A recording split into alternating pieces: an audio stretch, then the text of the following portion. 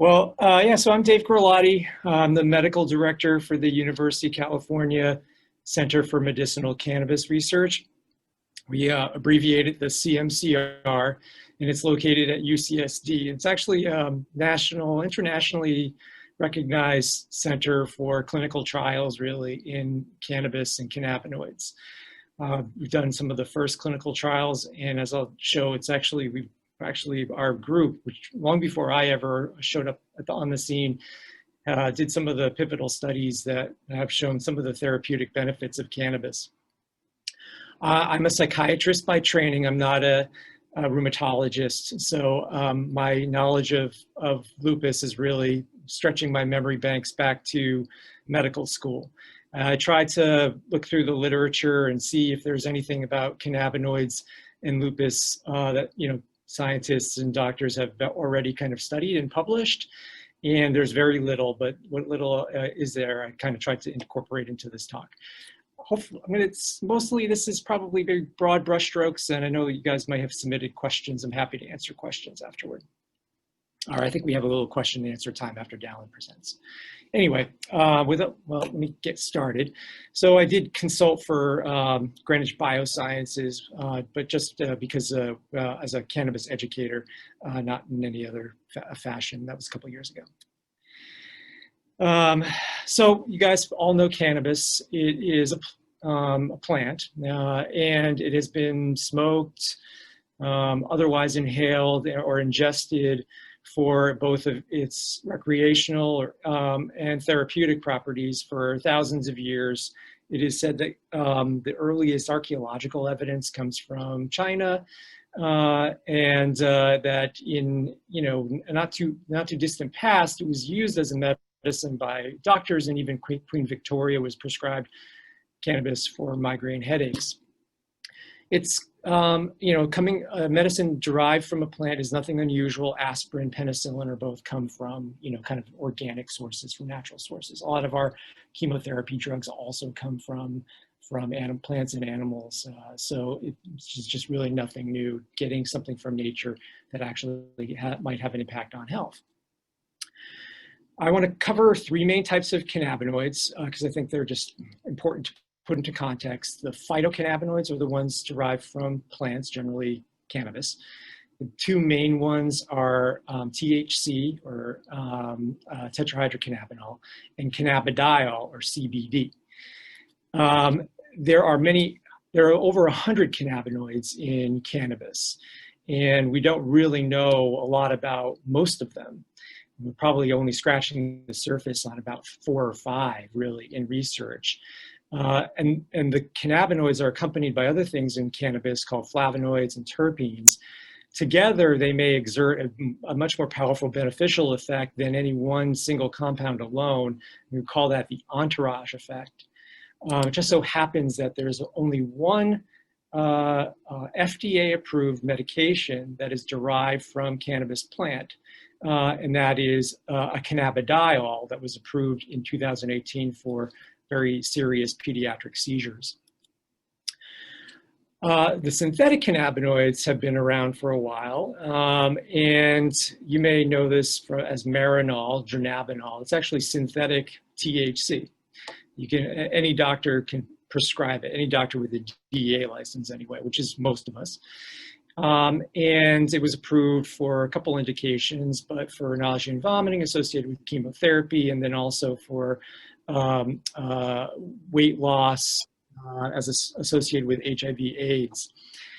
There are two main groups of synthetic cannabinoids: the ones that we prescribe, the ones that are available in your pharmacy, the ones that are kind of gone through like the kind of pharmaceutical process. Most of the synthetic cannabinoids actually have started off that way.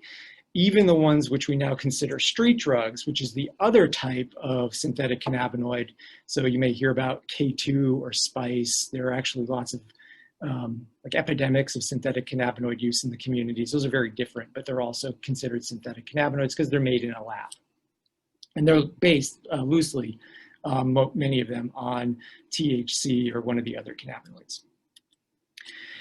Now, the whole reason why this is relevant to us is that our body actually has its own cannabinoid system. It's not that cannabis was kind of created and we kind of somehow adapted to cannabis. It's actually that our bodies and the bodies of many animals have an endocannabinoid system. Our body's own natural cannabinoids are called the endogenous cannabinoids, and the two main ones are anandamide and 2-AG. And they just generally are these cannabinoids, endogenous cannabinoids, work in the or have an influence on our endocannabinoid system, which is a network of two receptors, two cannabinoid detectors that are located throughout the body, including the brain and in the immune system. And they do a number of things, most of which we're only beginning to explore. It's thought that really the endocannabinoid system is about kind of decreasing the activity of cells in the body, so kind of allowing them to relax. And that's actually one of the kind of main psychoactive effects of THC. The other effects that we think the endocannabinoid system is very much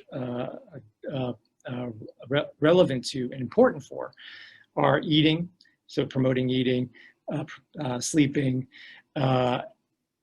also our ability to forget things, which is actually very important because we can't hold on to all the information that we get.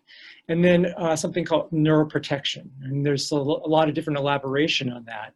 I think people are beginning to explore also these other aspects of the endocannabinoid system, which may be derived from those kind of more cellular kind of effects, but they are pain relievers. They have anti-inflammatory and immunomodulatory properties. People are thinking them as have some anti-tumor properties and properties that would protect against fibrosis, among other things.